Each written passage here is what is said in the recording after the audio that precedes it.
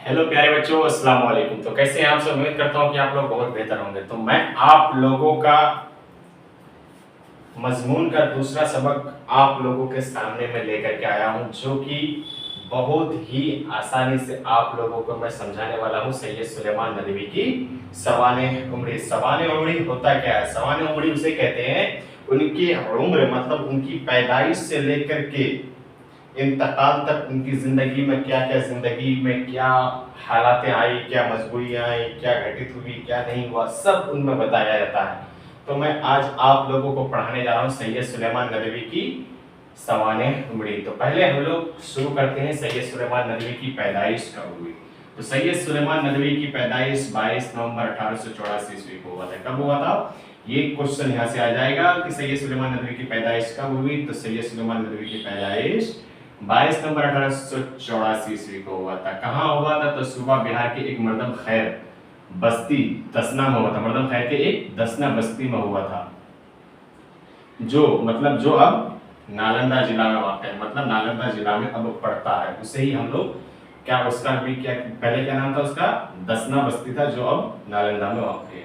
इनके वालिद का नाम, उनके अब्बा का नाम क्या है? तो सैयद अबुल हसन थे। इनका अब्बा का नाम सैयद अबुल हसन थे। इन्होंने अपने गांव, मतलब अपने गांव और आसपास की मुतअद्दिद बस्तियों, अपने गांव के अगल बगल के जितने भी बस्तियां हैं, उनसे भी तालीम हासिल की। उनसे क्या क्या तालीम हासिल की, और आगे की तालीम के लिए, अगर मतलब आगे की पढ़ाई के लिए उन्होंने कहाँ गया था? फुलवाड़ी शरीफ।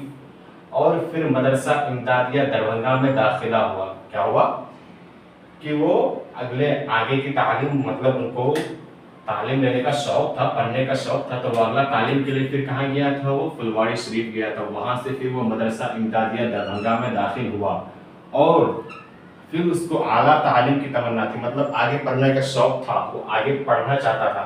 तो उन्हें 1901 में दारुल उलूम नदवतुल उलमा में पहुंचाया। उनकी शौक ने दारुल उलूम नदवतुल उलमा पहुंचाया। कब पहुंचाया था? तो 1901 ईस्वी में पहुंचाया था, जहां शिबली नौमानी जैसी शख्सियत से इल्म हासिल की। जो कि शिबली नौमानी बहुत बड़े आदमी थे, बहुत बड़े, क्या कहता है, मतलब वो किताब लिखते थे, बहुत बड़े पढ़े लिखे थे। तो समझे, वो किताब भी लिखे हैं बहुत सारे उनके, क्या कहता है, हम लोग हमारे इसमें भी, हम लोगों के निसाब में भी बहुत सारी उनकी ये होगी, क्या कहता है, मौजू। तो शिबली नौमानी की शख्सियत से उन्होंने क्या की? तालीम हासिल करने का उसको मौका मिला। और 1902 ईस्वी, मतलब 1902 में उनका पहला मजमून पटना के रिसाला अलपंच में खातूनों की तालीम अनवान से शाया हुआ। पहला उसका मजमून कब शाया हुआ था? तो पहला उसका मजमून पटना का एक रिसाला हुआ करता था अलपंच, उसमें खातूनों की तालीम उनमें उनका क्या हुआ था? शाया हुआ था। कब हुआ था? ये चीज़ आप लोग को ध्यान रखिएगा। कब? 1902 में इनका पहला मजमून का पहला मजमून 1902 में इसका शाया हुआ था। ये क्वेश्चन आ सकता है, ठीक। इसी साल मखजन लाहौर में इनका एक मजमून आखिर वक्त, मतलब उसी साल में एक और मजमून उसका ये हुआ था। क्या हुआ था? मखजन लाहौर में हुआ था। लाहौर में इनका एक मजमून आखिर वक्त शाया हुआ था। 1903 से ये क्या किया था? शेर, नज़्म, गज़लें, ये सब लिखना शुरू किया था। अशार लिखना, नज़में, गज़लें, ये सब कब लिखना शुरू किया था? तो 1903 में शुरू किया था, ठीक। और 1906 में वो क्या हुआ था? महनामा अल-नदवा के मदीर मतलब क्या होता है? एडिटर, समझे, मदीर मुकर्रर हुए, एडिटर मुकर्रर हुए। 1913 में मौलाना अबुल कलाम आज़ाद के अखबार अल हिलाल से वाबस्ता हुए। अल हिलाल में भी उन्होंने ये किया था, वाबस्ता हुआ था उनसे। अल हिलाल में वो मौलाना अबुल कलाम साहब के साथ, आज़ाद के साथ वो थे, अल हिलाल से वो वाबस्ता हुए। बाद में दारुल मुसन्निफीन, बाद में क्या हुआ? दारुल मुसन्निफीन शिबली एकेडमी आजमगढ़ की क्या किया कि बाद में वो शिबली एकेडमी आजमगढ़ की एक जिम्मेदारी संभाली। एक एकेडमी हुआ करता था आजमगढ़, मतलब क्या नाम था उसका? दारुल मुसन्निफीन, समझे, शिबली एकेडमी आजमगढ़ की जिम्मेदारी उन्होंने संभाली, और इसे इल्मी मरकज बनाया। इन्हें अच्छा तालीम का एक मरकज बनाया, समझ में आया? पढ़ने लिखने का एक अच्छा सा होता है ना, गाँव देहात में भी स्कूल होता है, पढ़ने लिखने वाला बहुत अच्छा स्कूल होता है, उनको ये बनाया। क्या कहता है, यही जो है दारुल मुसन्निफीन जो है आजमगढ़ में जो था, उनकी जिम्मेदारी जो संभाला था, उनको क्या किया था?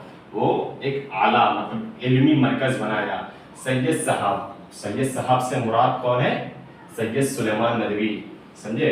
सैयद साहब तारीख सीरत अदब और तहकीक के बहुत बड़े आलिम, मशहूर अदीब और बेहतरीन नक़ाद। इनके मशहूर तसानीफ, मतलब इन्होंने क्या किया था, बहुत सारी किताबें लिखी थी। उनके तसानीफ उसे कहते हैं, कितना क्या लिखा नहीं लिखा। तो उनमें से कुछ इनके ये हैं कि सीरतुन नबी किनके साथ लिखा था? मौलाना शिबली के साथ, मौलाना शिबली नौमानी के साथ, मतलब वो सीरतुन नबी लिखे।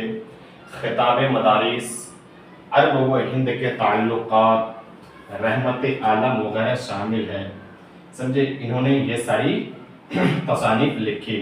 इनकी वफ़ात कब हुई थी? आप लोगों को इसको ध्यान रखना है। इनकी वफ़ात 23 नवंबर 1953 को कराची में हुआ था।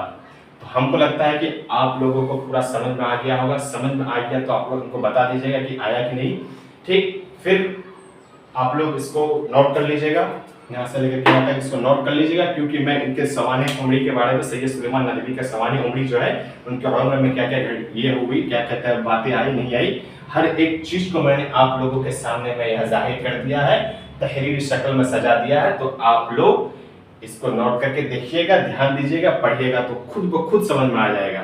तो फिर मिलते हैं नेक्स्ट वीडियो में, तब तक के लिए बाय, अस्सलाम वालेकुम।